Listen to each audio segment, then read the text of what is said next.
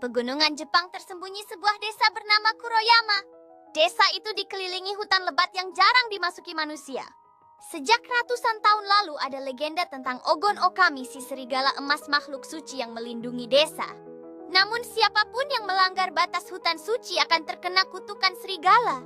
Suatu malam seorang pemuda bernama Hiroto yang tidak percaya pada legenda itu memasuki hutan untuk berburu. Ia ingin membuktikan bahwa semua itu hanyalah takhayul. Namun saat ia mengangkat busurnya untuk menembak seekor rusa, suara geraman menggema di udara. Dari balik pepohonan sepasang mata emas menatapnya dengan tajam. Hiroto merasa tubuhnya tiba-tiba berat dan seketika segalanya menjadi gelap. Dalam kegelapan dia merasakan getaran aneh seolah-olah sesuatu yang kuat mendekatinya. Suara geraman itu semakin keras menciptakan rasa takut yang tak terlukiskan di dalam hati. Saat Hiroto membuka mata, ia sudah berada di tengah desa dikelilingi oleh orang-orang yang menatapnya dengan ngeri. "Kau telah terkena kutukan Ogon Okami," seru kepala desa dengan wajah pucat. Hiroto merasa tubuhnya aneh. Saat ia melihat ke cermin, air bulu emas tipis mulai tumbuh di lengannya. Kukunya menjadi lebih tajam, matanya bersinar seperti mata serigala. Orang-orang mulai berbisik ketakutan. Dia akan berubah menjadi serigala dan menghancurkan kita. Sang kepala desa menghela napas. Ada satu cara untuk menghentikan kutukan itu. Kau harus menemukan roh serigala emas dan memohon pengampunan sebelum bulan purnama penuh. Hiroto menelan ludah. Jika tidak, ia akan menjadi serigala liar selamanya. Dengan tekad yang menggebu, Hiroto memutuskan untuk berangkat mencari roh serigala emas. Setiap langkahnya terasa berat, namun harapan untuk memulihkan dirinya memberikan kekuatan. Dengan waktu yang tersisa hanya 3 hari, Hiroto memasuki hutan suci lagi. Saat malam semakin larut, suara lolongan terdengar di kejauhan. Udaranya menjadi dingin dan bayangan di antara pepohonan bergerak seperti mata-mata yang mengawasi. Tiba-tiba Hiroto merasakan sesuatu di belakangnya. Ia berbalik dan di sana berdiri seekor serigala emas raksasa dengan mata bercahaya. Serigala itu menatapnya dengan tajam. "Kenapa kau kembali?" Suaranya bergema di udara meski mulutnya tak bergerak.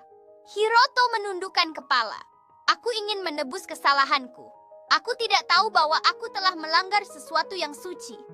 Serigala itu menatapnya lama. "Buktikan kesungguhanmu." Tiba-tiba hutan mulai bergerak sendiri seolah membawa Hiroto ke dalam ujian yang akan menentukan nasibnya. Hiroto mendapati dirinya berada di tempat yang aneh dengan langit yang gelap dan bayangan-bayangan hitam menyerupai serigala melolong marah.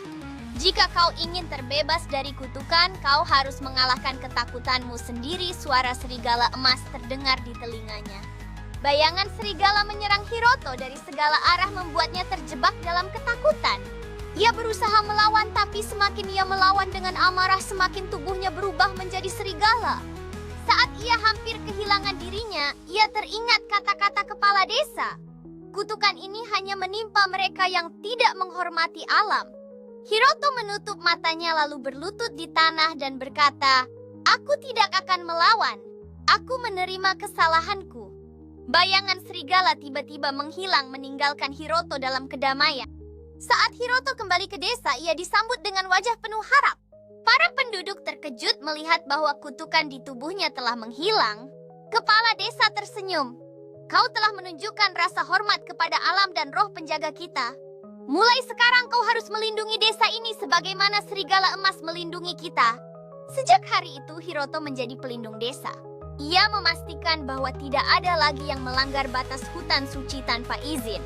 Namun setiap malam bulan purnama dari kejauhan suara lolongan serigala emas masih bisa terdengar menjadi pengingat bahwa alam harus selalu dihormati. Hiroto selalu mengingat ajaran kepala desa menjadikan keharmonisan dengan alam sebagai prioritas utama. Setiap kali ia mendengar suara lolongan itu, hatinya dipenuhi rasa syukur dan tanggung jawab.